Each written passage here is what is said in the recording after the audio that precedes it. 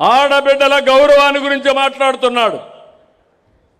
అమరావతి ఆడబిడ్డల్ని ఎన్ని అవమానాలు చేశారు. సోషల్ మీడియాలో పెట్టి ఎంత క్యారెక్టర్ అసాసినేషన్ చేశారు. కడాన మా మిస్సెస్ను కూడా ఏ విధంగా చేశారు. ఆయన మిస్సెస్ని చేస్తే నేను ఖండించా. కనీస సభ్యత లేదు. ఇలాంటి వాళ్ళని ఏమనాలి నాకైతే అర్థం కాదు. ఇప్పుడు అంటున్నారు మళ్ళీ అమరావతి కట్టలేమంట. నీలాంటి 1000 మంది కాదు సైకోలు ఎవడొచ్చినా అమరావతి ఆగదు. ఆగాలని మిమ్మల్ని అడుగుతున్నా.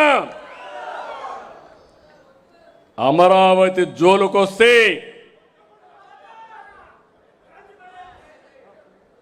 తమాషా ఆటలాడద్దండి. అంటే మీరు ఒకటి గుర్తుపెట్టుకోవాలి, ఇలాంటి వ్యక్తుల వల్ల కూడా ప్రమాదం ఉంటుంది.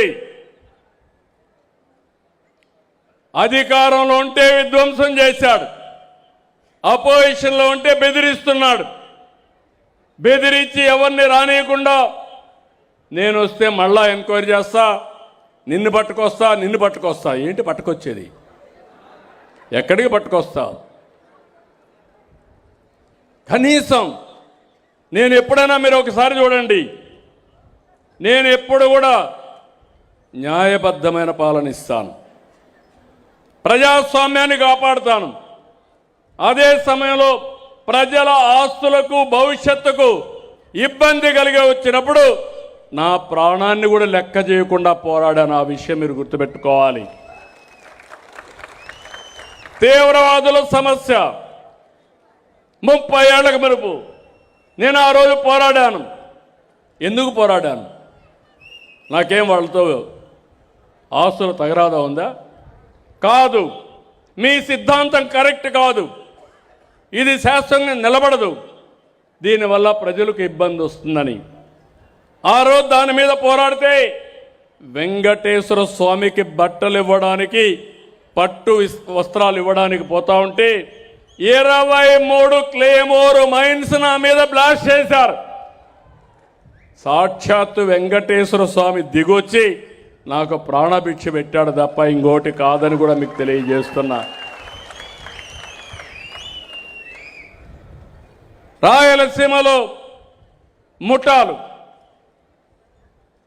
అనాగరికంగా చంపుకునేవాళ్ళు నియంత్రణ చేశాను. హైదరాబాద్ కానీ రాష్ట్రంలో అక్కడక్కడ మత విద్వేషాలు, దాన్ని కూడా కట్టడి చేశా. ఊరికొక రౌడీ, ఒకప్పుడు ఆ రౌడీజాన్ని కంట్రోల్ చేశా. ఇప్పుడు మీరు చూస్తే గంజాయి బ్యాచ్ వచ్చింది, బ్లేడ్ బ్యాచ్ వచ్చింది. ప్రతి ఒక్కడు రౌడీజం మాట్లాడితే నన్ను లేపేస్తా ఉంటారు. అంత ఈజీగా ఉన్నామా? ఏంటి వితండవాదం? ఏంటి సైకో ప్రవర్తన? ఎవరైనా మాట్లాడితే వాళ్ళ మీద విరుచుకుపడిపోయి దాడులు చేస్తారు.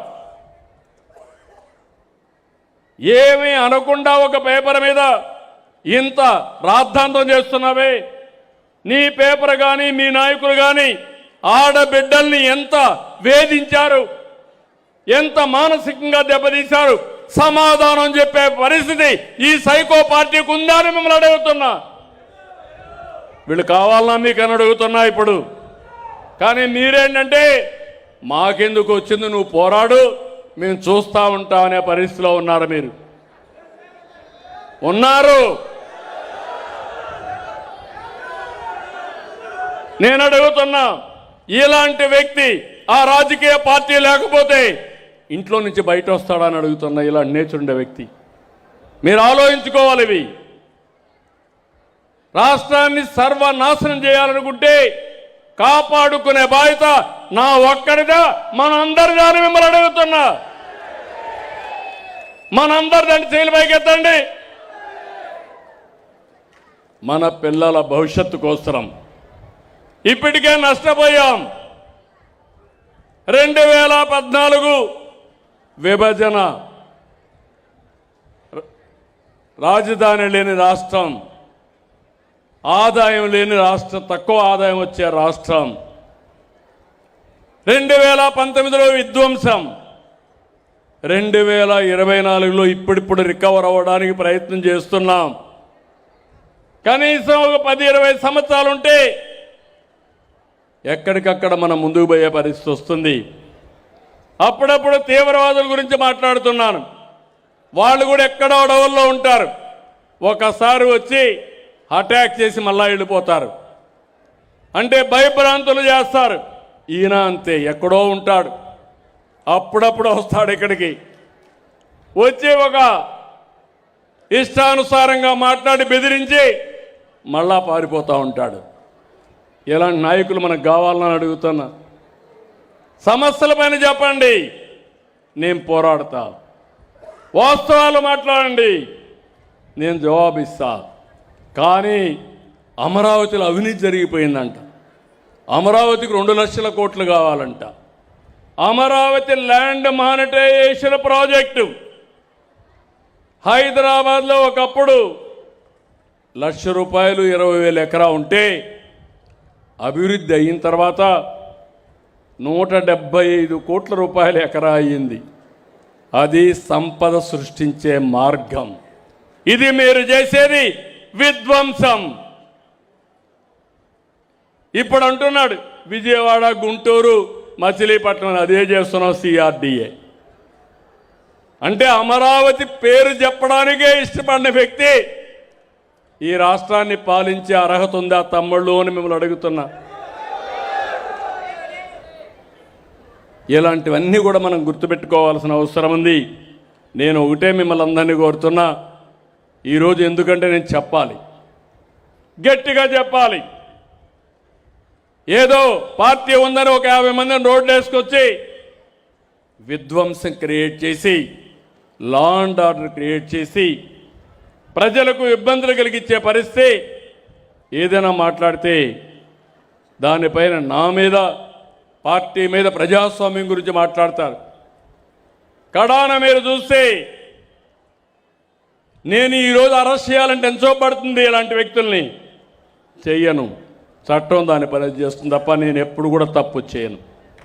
అదే ఆ రోజు మీరు చూడండి, నేను నంద్యాలలో ఉంటే నోటీసు కూడా ఇవ్వకుండా నన్ను దేశపై ఏ తప్పు చేయకుండా జైల్లో పెట్టేశాడు. అంటే మీరందరూ గుర్తుపెట్టుకోవాలి, ఇలాంటి నాయకుల్ని మనం ప్రోత్సహిస్తే ఎవరికి రక్షణ ఉంటుంది, ఏ ఆడబిడ్డకు రక్షణ ఉంటుంది, ఎవరికి భవిష్యత్తు బాగుంటుందో ఆలోచించాల్సిన అవసరం ఉంది. అందుకే అప్పుడప్పుడు పవన్ కళ్యాణ్ గురు కూడా అంటారు, నేను కూడా చెప్తాను మీ అందరికీ, మళ్ళీ మనందరి జీవితాలు బాగుంటే ఇలాంటి వ్యక్తుల్ని చరిత్రలో మర్చిపోవాలి.